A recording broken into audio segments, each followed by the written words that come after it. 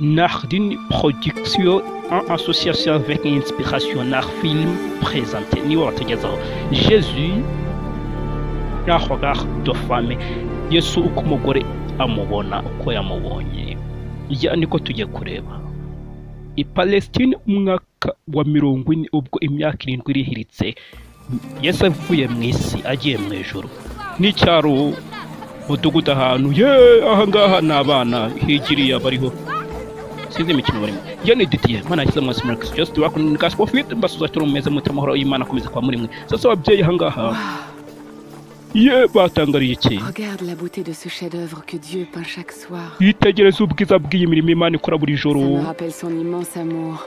biranyibutsa urukundo rwayo ruhebuje imfitiye ndetse nawe gufitiye Dieu qui créa tout ceci. Imana yaremye biriya byose Je doute vraiment qu'il me voit. ndashidikanya ko Encore yabimbona moins me connaisse. byibuze nk'ibinanzi Le Dieu tout-puissant aimerait peut-être une personne sainte. Imana ishobora byose uko biri kose ikunda umuntu w'intungane apana njyewe Elifka niko yitwa wakibaye wari uhari imyaka 3 yatwigishije sasa umwana uraho ngaho yumva bari kuvuga ngo imyaka 3 ngo kibaye wari uhari imyaka 3 yatwigishije umwana yitavumbura ninde ngo mbese ni umwigisha Yesu umwana yitwa Safira abana ndabasuje tor ryano ndetse n'igejo ntabwo duherukanye mukomeze kwa mahoro mwebwe by'umwami wacu mukomeza gukora mushimwa n'Imana n'abantu Dede bazirikana Maria Magdalena mbese wamutuganirijeho ngo yego pe tubwira inkuru ye ngo yego arabemerera byamuba mugomba gutoza abana inzira y'umwami wacu kugira ngo bazarinde basaza batayivamo kuko iyo utabikoze Satani watewukira kubatoza inzira ye ibibi niko bimeze Mudamu ni Maria Magdalena Nous devons commencer au début. tugomba gutangira ku ntangiro igihe wahuye na Yesu Pour ohoya comprendre l'histoire de Jésus, nous kugira ngo devons mve inkuru ya commencer tout au Yesu début. tuba tugomba gutangira byose Comme ku nous l'enseignent les ntangiro Saintes Écritures. ngo nk'uko ibyanditswe byera bitwigisha Au commencement, mu ntangiro Dieu mbere na créa la mbere terre, Imana les yaremye plantes, isi les ibimera animaux, les oiseaux, inyamaswa les inyoni créatures de la mer. n'ibimera byo mu nyanja De la terre, mu il fit le butaka premier homme. yakozemo umuntu wa mbere Souffla nuko dans ses narines muhumekera mu le souffle mazuru de vie. umwuka w'ubugingo Ce premier homme s'appela uwo muntu wa Adam. mbere yitwa Adamu Dieu dit, Imana il n'est iravuga pas bon que l'homme vive seul. si byiza ko Je lui umuntu aba ferai une wenyine compagne semblable à lui. nzamuremera umubanisha cyangwa se umufasha umukwiriye Dieu nuko prit une des côtes d'Adam Imana ifata et en urubavu rumwe fit rwa une Adamu femme appelée Ève. irukoramo umugore witwa Eva Adam et Ève vivaient Adamu en na présence Eva de Dieu babaga dans mu un maso magnifique y'Imana jardin créé mu pour eux. busitani bwiza appelé Imana Éden. yabaremeye bwitwa Dieu Edeni marchait et parlait avec eux Imana dans le jardin. yagendanaga nabo Il n'y avait ikabaganiza ni mu busitani souffrance, nta ni kubabara oppression, nta kandamizwa yewe nta n'urupfu bagiraga Dieu hari dit à ahantu Adam, heza Imana ibwira Adamu tu pourras manger de tous les arbres du jardin, ushobora kurya ku mais mbuto tu ne zose zo muri iyi mangeras pas de ngobyi l'arbre de la connaissance du bien et du mal. ariko ntukarye ku mbuto zimenyesha Le ikibi jour où tu en n'ikiza mangeras, icyiza n'ikibi tu kuko mourras. umunsi waziriyeho no gupfa uzapfa timora Biblia y'Ikinyarwanda iravuga ngo no gupfa uzapfa Mais un jour, ariko umunsi Satan umwe tenta Ève. Satani agerageza Eva n'umwanzi w'ibyiza we ntabwo yicara ngo atuze afata En urubuto mangeant, et en donna ararurya aussi à son mari qui était auprès d'elle. aha n'umugabo we wari bugufi bwe maze ararurya nawe ararya mbega we ibyago biradutangira katubayeho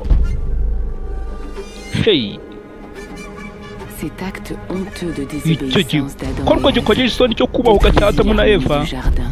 cyangije umubano mwiza wo mu L'harmonie entre busitani l'homme et la femme, umubano mwiza hagati y'umugabo n'umugore entre eux et ndetse Dieu. n'umubano hagati yabo n'Imana L'homme fut condamné à une vie de dur labeur, umugabo ahanishwa imirimo ikakaye y'igufu à umugore enfanter we dans la souffrance kujya et à être byarababaye dominé par son mari. ndetse no gutwarwa n'umugabo we Mais Dieu promit également qu'un jour, ariko nanone Imana yabasezeranye yuko umunsi umwe wo mu rubyaro rw'umugore umwana écraserait we la tête du serpent.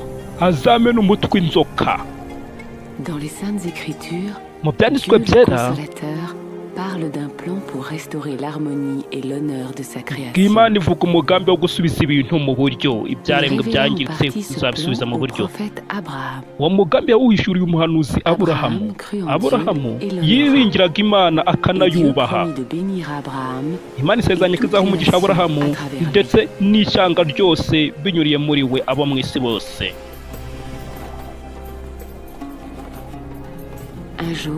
Umunsi umwe Imana igerageza Aburahamu, iramubwira ngo afate umwana we amutambemo igitambo.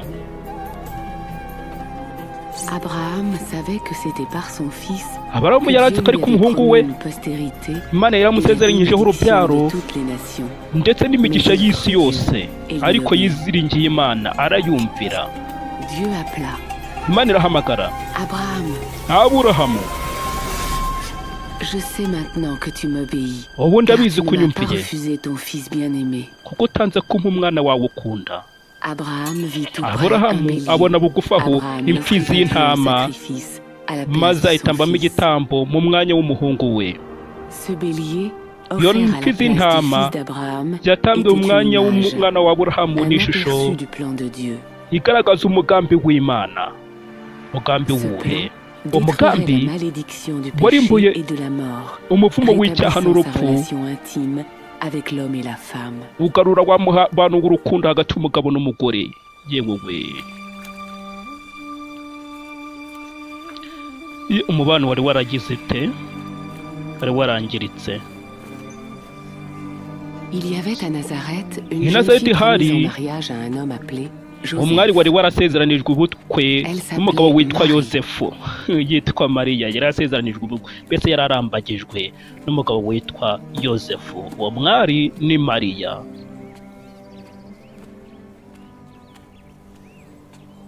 Aka gafilime gasohotse duhita dutangira agaseri gashya kitwa umuhanuzi Yosefu.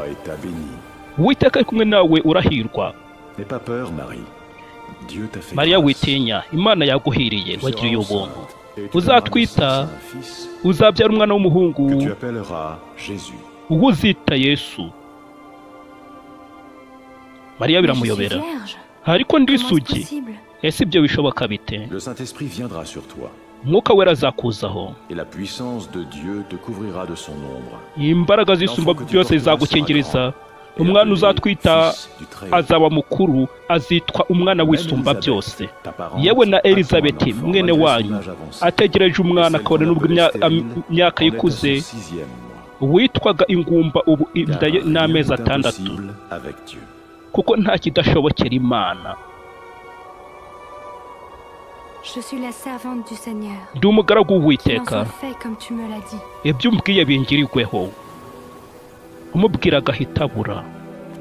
Mariya hanyuze he aramushaka aramubura. Gasoza dutuye bagafisari le prophète Joseph, muhanuzi Yosefu ya agasizori teta tugatangira. Nuko Mariya ariruka nkajya gusura mubyara we Elizabeti.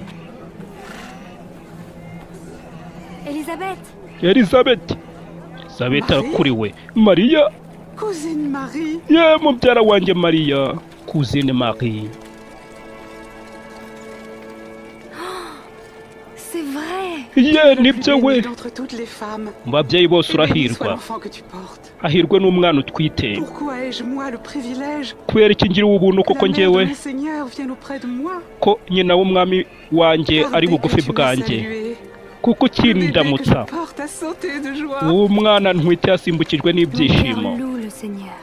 Umutima wanjye shima Uwiteka, ubugingo bwanjye burishimye kubera Imana umucunguzi wanjye, kuko itanyibagiwe njyewe umugaragu wawe uciye bugufi.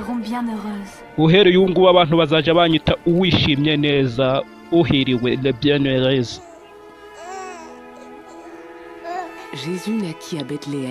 Yesu yavukiye i Betelehemu, aho inyamaswa amatungo yiberaga.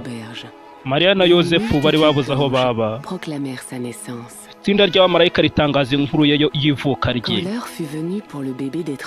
Isaha igeze y'uko umwana akebwa, bamuhaye izina Yesu, bivuga Imana iratabara.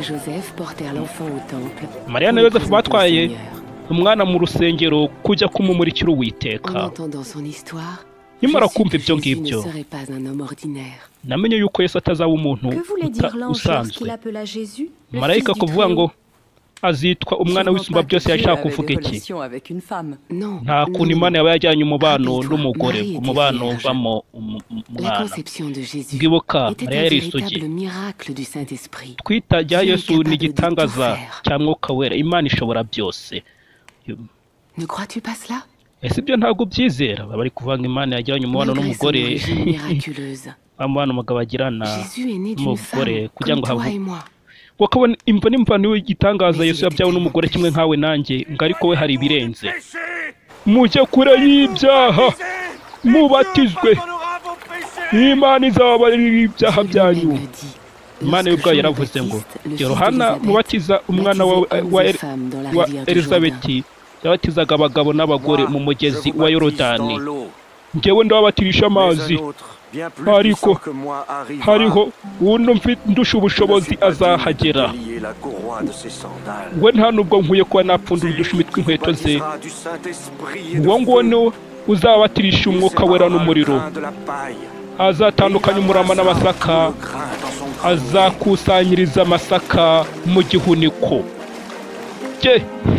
Umugezi ni wa Yorodani. Wabonye filime ya Namani na Elsa? Uyu ni wa mugezi Namani yidubitsemo karindwi agakira ibibembe. Utarayibonye reba aho ngaho uraza kubibona hasi.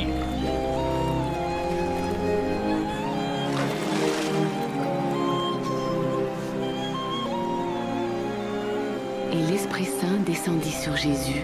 sous Mwuka la wera forme amanuka d'une kuri Yesu colombe. ari mu ishusho y'inuma, Et une voix venue du ciel dit: maze ijwi riva mu bicu rivuga, Tu es mon fils bien-aimé.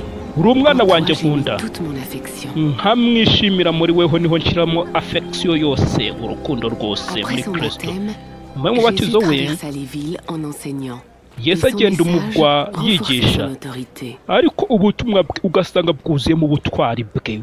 Yabyigishaga atari nk'ibyanditswe biri aho ngaho byanditswe n'abandi, ahubwo ari nkaho ari we wabivuze, ariko n'ubundi niko byari bimeze, yari we. Ariko abantu nyine ubwo byabatangazaga. N'est-ce pas le fils de Marie? Yesu umwana wa Mariya, Silence. yi ni we. We mutuze, mutuze. Urusengero abantu baratuza, by'umwihariko iyo bigeze mu mwanya w'ijambo ry'Imana. Ibintu by'urusaku ngwishyira uruhande. Yesu agiye kwigisha. L'Esprit du Seigneur est sur moi. Mwuka wera w'Uwiteka Il ari m'a kuri choisi njye, pour annoncer la bonne nouvelle aux pauvres. yanturanirije gutangaza Il inkuru m'envoie nziza ku proclamer la bakene, délivrance aux captifs, le recouvrement kubwira de la imbohe vue ko aux aveugles, zubohowe ndetse pour n'impubi donner la niko liberté aux zihumuka, opprimés, et kubohora proclamer ibisenzegeri, l'année de grâce accordée par le Seigneur. no gutangariza abantu umwaka Imana itanzemo imbabazi. Ngaravuga neza, ijambo bararyishimiye, ryabaryoheye. Aujourd'hui, cette parole devient réalité. Alors que Uyu vous munsi iryo l'entendez. jambo mwumvishe ribaye impamo. Ngo iki ribaye impamo? Mesiya wenyine warigira impamo, warisohoza. Ces paroles en firent s'interroger plus d'un. Iryo jambo baragibajijeho Et cyane, par ces miracles, ariko beaucoup binyuriwe mu crurent. bitangaza bye benshi barizeye. Kumbe hano hari umuntu ni umusazi. Iyo wowe umusazi wo ku manywa na nijoro aba umeze ngo nanone naniwe, aba ameze nk'uri mu nzozi mbi zitarangira.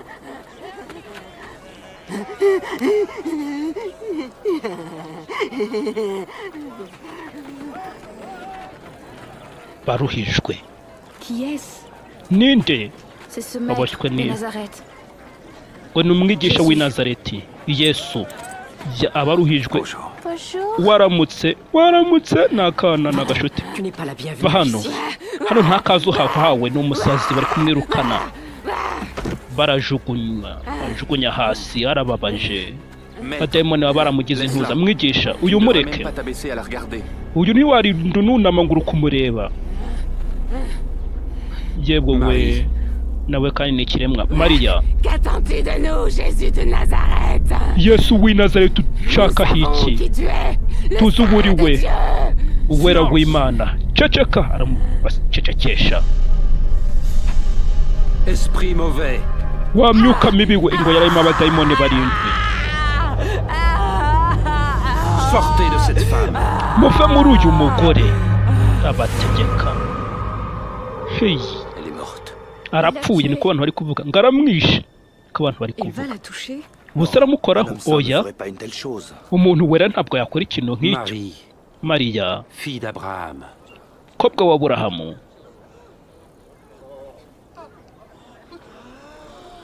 kumbe yewe yuko yaramubase yamwigiriye, yari yabonye ubuturo Elle va bien. Elle est vivante. kiremwa cy'Imana, ngo ni muzima, we ameze neza, ngo iki ni igitangaza. Uyu muntu ninde? Abantu barumirwa, Lui obéissent. ziko n'imyuka imwumvira we. C'est un miracle. Ni igitangaza. Bamuteranaga ariko noneho reba batangiye kugira utaharo, hari uri gutoboka ku kanuza k'amazi, ngo mbese ibi bishoboka bite? Merci. Arashimira ngo urakoze, merci.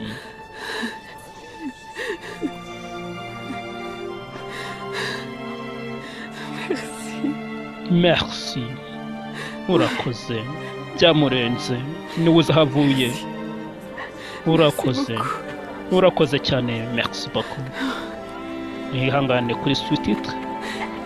Ntabwo nazikosoye. À partir de ce jour, Uhereye uwo j'ai voulu le munsi suivre. nashatse Je voulais kumukurikira. faire ce qui plaît à Dieu. Nifuza kumukorera ibishimisha Imana. Jewe we Imana yabara kugira neza gucya wayiva ukajya hehe? Ya hari abantu batuzi ko Imana yadukoreye. Kubitiriza arabakurikira ntabwo bamugira. Kumbe ni uri kutubwira iyi nkuru, Mariya Magadalena. Ni uri kutubarira ibi byose.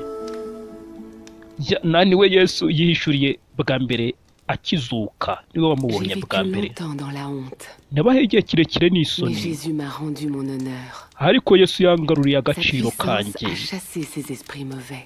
Ubutware bwe bwirukankanye imyuka mibi. Mwana inkuru yayo iryohewe ni Safira. Safira ni Safira, inkuru yayo iryohewe. Dina, Dina, tu as vu ces miracles et tu l'as entendu enseigner. wabonye ibyo bitangaza unamwumva Alors tu yigisha sais ngo pourquoi j'ai yego. tout quitté pour le suivre. Ngubwo uzi impamvu nasize byose ngo mukurikire, ngo kandi ntabwo nari njyenyine, ni benshi bari bakurikiye Nous Kristo. avions faim. Twari dufite inzara physiquement ku mubiri no mu Et nous mwuka. avions besoin qu'on nous montre la voie vers Dieu. Twari dukeneye yuko twerekwa inzira ituganisha ku Mana. Après des années de déception et de lutte, Nyuma y'igihe kirekire cy'ubuyobe n'iki no kurwana, mais cyabo muri twe Jésus bari semblait amener bakizere. espoir sur son passage. Ariko Yesu yasaga nk'uzanye ibyiringiro mu nzira ye. Ibyiringiro ahantu byari byarakendereye bari bake bagize, ko Yesu yari abizanye.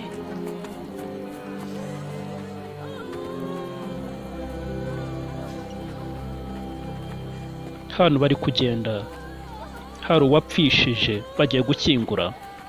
Kumbe ahantu bari kunyura Yesu yahageze. Qui est-ce? Ninde Un ninde? jeune homme. Umwana w'umusore, Le fils unique d'une veuve. umwana w'ikinege w'umupfakazi. We ibaze none ko ari umupfakazi n'umwana w'ikinege warapfuye.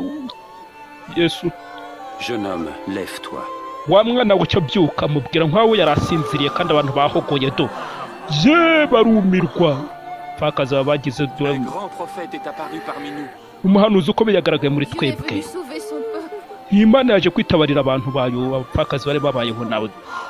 Ebye filime ya Eliya, umupfakazi Sarfat, bamenye ko bari bameze, tarayirebye reba hasi baza Si kwibona. vous aimez seulement ceux qui vous aiment, Nimwakunda gusa quelle bakunda. reconnaissance en attendre?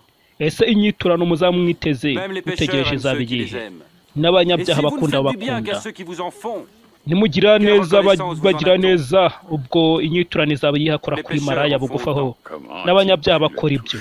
Abantu gute yakora kuriya akanamubwira n'ijambo, biriya bintu binteye iseseme. Ni Maraya nawe isoni zahise zimurenga kuba Yesu amukozeho. Hoya, Aimez vos ennemis. mukunde Et abanzi faites-leur du banyu, bien. mubagirire Prêtez sans rien neza, espérer en retour. mubatware neza, nta nyiturano mwiteze, ingurano zanyu zizaba nyinshi, muzaba abana bisumba Parce qu'il est byose, lui-même bon pour les ingrats et les méchants. kuko ubwe agira neza ababi n'abeza. Tout comme votre Père est généreux. Mube abanyabuntu nk'uko so mu ijuru ameze. Jésus enseignait que Dieu Yesu traite yigishaga même les pires pécheurs ko Imana ifata yewe n'umunyabyaha mubi atari nk'umwanzi wo kurimburwa, ahubwo nk'intama yabuze ikenewe gutabarwa ikazanwa mu mukumba we Satani abeshya ngo mwakoze ibyaha byinshi Yesu ntiyabemera ni ibinyoma. Ntabwo twari tuzi yuko ubwo buryo bwo kureba no gukunda abantu nicyo kintu bari bakeneye imyaka amajana. Bangura ibyamki ngo kugeza ubwo Yesu yanyuze i Samariya. Uyu mugore wanzwe na bose ninde? Ni umusamariyakazi. Mbese ibyo ntibihagije? Umva, wino tujye kugura ibyo kurya mu gihe dutegereje mwigisha mama ngo ni umusamariyakazi, kuko ari ibyo rero birahagije ko abantu bose bamwanga, hanyuma akavuga ngo ubwo hariho inyigisho. Icyo bari babura ni urukundo. Kristo yavuze ngo amategeko yose yasohora mu rukundo. Ibintu by'ibitegeko bya biraho ni nk'ibikatsikatsi bitagira gu.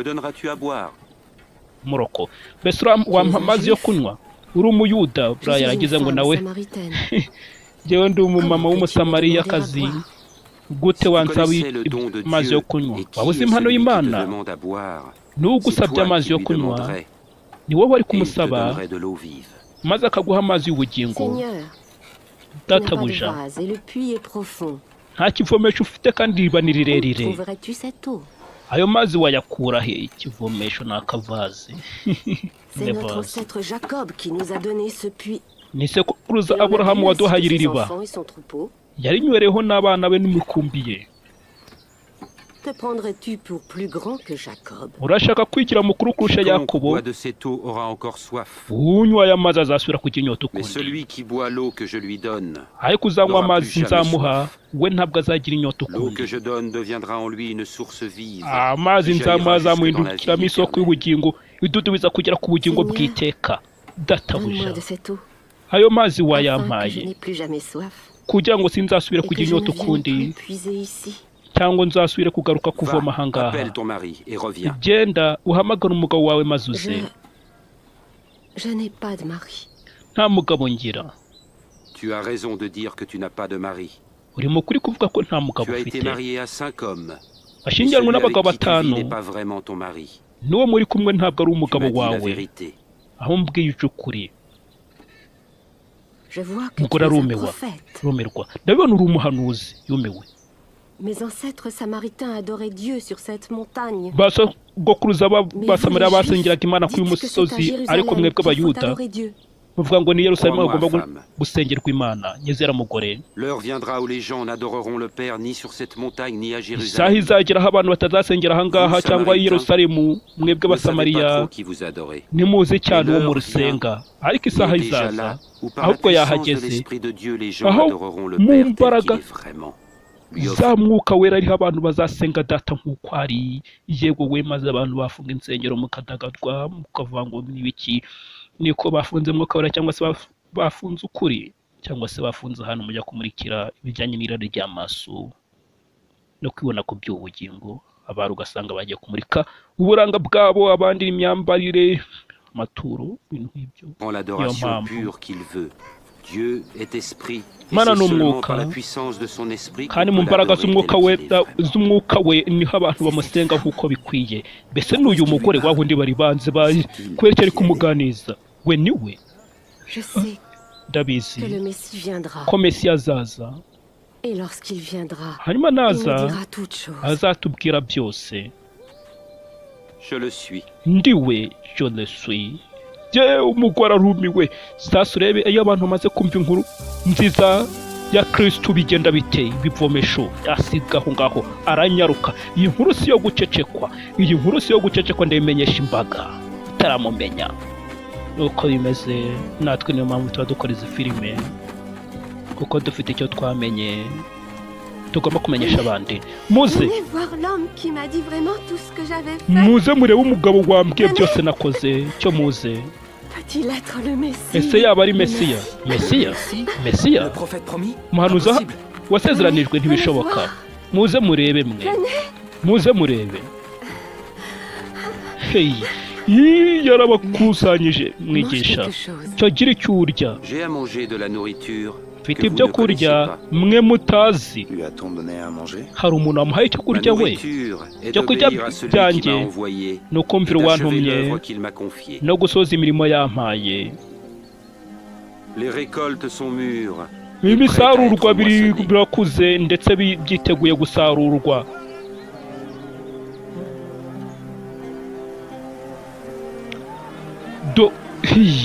Iyo wamenye inkuru ya Kristo yaba kumuruye aba w'isamariya bose ahubwo yabamaze muze kuri Kristo.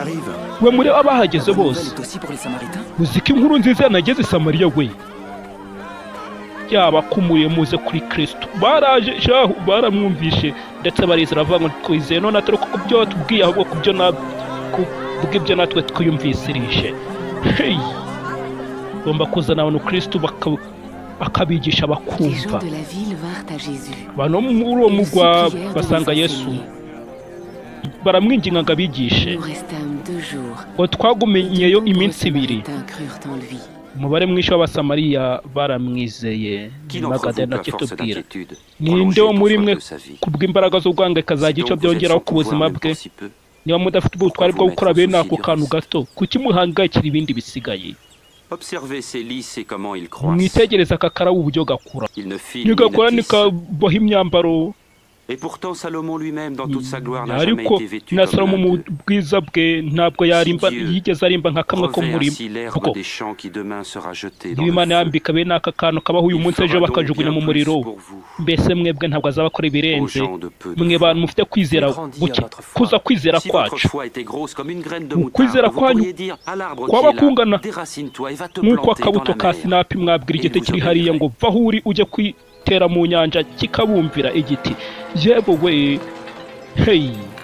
Il y aura toujours des occasions Buri de gihe chute, hazabaho ibigusha. mais malheur à qui en sera Ariko la ishyano cause. kuzaba Il nyirabayazana. vaudrait mieux pour lui qu'on attache une pierre à son Icyiza ni uko we cou et qu'on le bamuzirika jette à la mer, pour qu'il buye ne provoque pas la urusyo chute ku de l'un de gakanu ses petits. bakajugunya mu nyanja kugira ngo atagira À uwo quoi est semblable tera le kugwa royaume de Dieu? abari mwiyambika nawe mwumvireho. Ubwami bwo mu ijuru bugiranwa n'iki? Burageranwa n'akabuto ka sinapi umugabo yafashe agashyira mu busitani karakura kavamo igiti. Inyoni zo mu kirere ziraza zicyarikamo mu icyo avuga ndi kumva ntabizi. Hari uwo byayobeye gute yarya akanasangira n'abakoresha b'ikoro n'abanyabyaha w'umaraya yumiwe. Peshe abeza si bakene umuvuzi kenshi abarwayi. Abakwihana si intungane ahubwo abanyabyaha nibo bakeneye kubwirwa inkuru yo kwihana.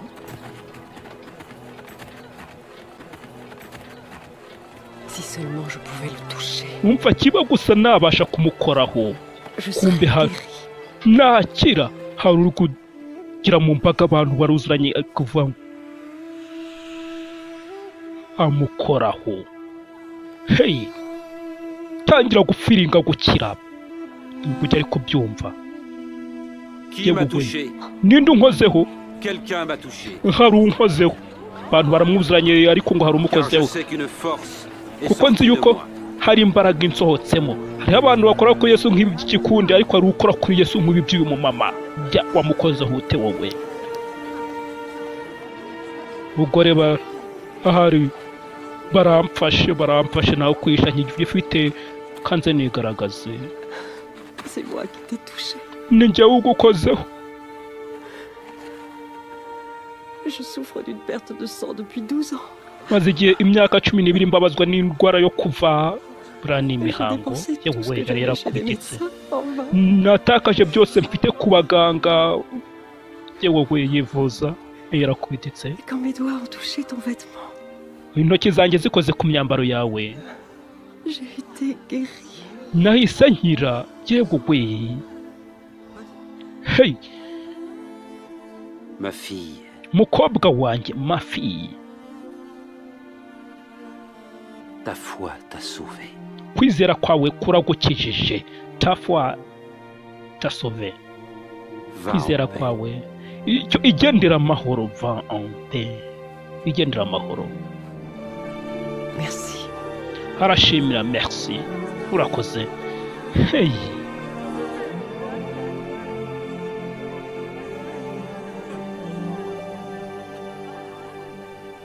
Ya akatugasozera tugira dute. Il l'a appelée fille. Yamwise ngo umukobwa. Quelqu'un Yego. qui, selon nos lois, a été impur pendant Umuntu 12 ugendeye ans. ku mategeko yari ahumanye imyaka cumi Il a vu n'ibiri sa honte et lui a rendu son honneur. yabonye isoni zamugarura agaciro ke Je ne sais pas ce qui guérit le plus. sinzi igikiza La kurusha puissance de ikindi Jésus ubutware bwa kristu ou sa compassion. cyangwa se impuhwe ze umutima we N'ayez pas mwiza peur, petit troupeau. mwitinya Car votre mukumbi Père a muto trouvé bon de vous donner le kuko royaume. so abona ari Vendez byiza ce que kubaho vous possédez et ubwami distribuez-en le bw'ijuru produit aux pauvres. mugurishe ibyo mufite bivuyemo musakaze mu bakene mwibikire ubutunzi Aucun butagira voleur ne gucyo pourra l'atteindre et aucune mythe l'entamer.